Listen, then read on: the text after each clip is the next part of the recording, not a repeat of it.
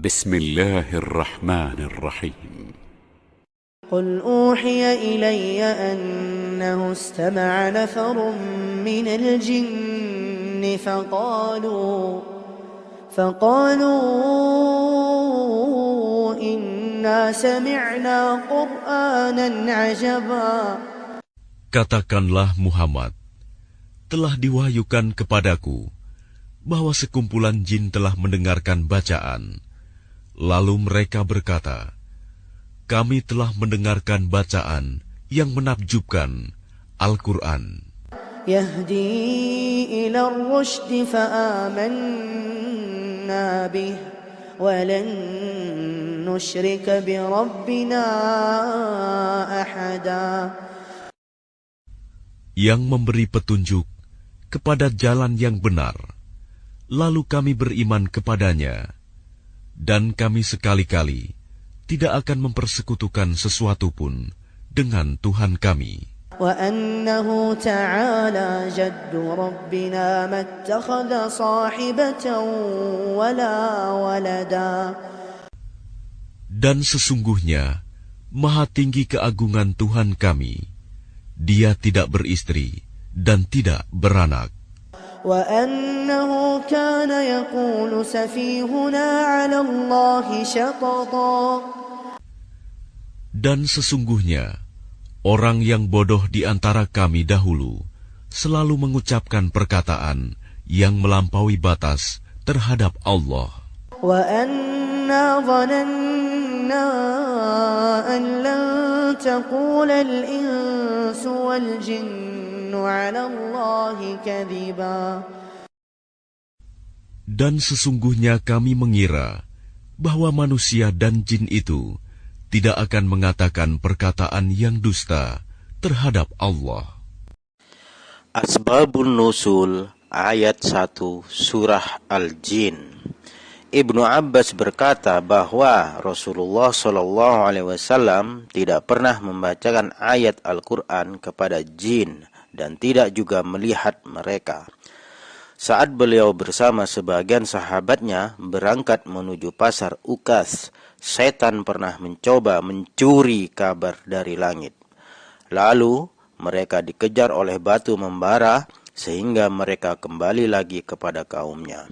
Kaumnya lalu berkata kepada mereka, ini pasti ada sesuatu yang telah terjadi. Berangkatlah kalian ke timur dan barat. Perhatikan apa yang terjadi. Mereka pun lalu berangkat. Sebagian mereka atau jin menuju arah Tuhaimah, tempat di mana Rasulullah SAW tengah mendirikan sholat fajar atau subuh bersama para sahabatnya.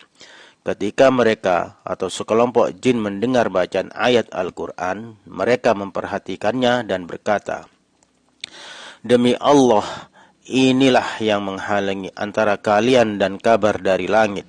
Selanjutnya, mereka kembali kepada kaumnya dan berkata, wahai kaum kami, sesungguhnya kami telah mendengar Al-Quran yang menakjubkan. Kemudian Allah menurunkan kepada nabinya ayat, Qul uhiya ilayya, hadis riwayat Bukhari dan Tirmidzi. Sumber kedua, Sahal bin Abdillah berkata, saat itu aku sedang berada di pinggiran daerah bekas kaum Ad. Tiba-tiba aku bisa melihat sebuah kota yang terdiri dari batuan yang terukir. Di tengahnya terdapat istana dari bebatuan yang ditinggali oleh bangsa jin. Aku lalu masuk ke sana, lalu bertemu dengan kakek tua yang bertubuh besar, sedang sholat menghadap Ka'bah. Dia mengenakan jubah wol yang nampak begitu halus. Aku merasa takjub dengan besarnya tubuh dia dan lembutnya jubah yang dia kenakan. Lalu aku mengucapkan salam kepadanya. Ternyata dia menjawab salamku.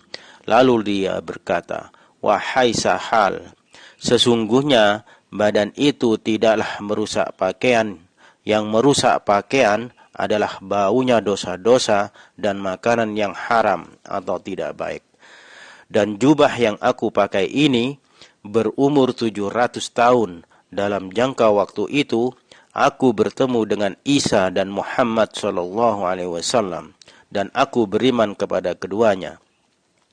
Lalu aku berkata kepadanya, "Lalu siapa engkau?"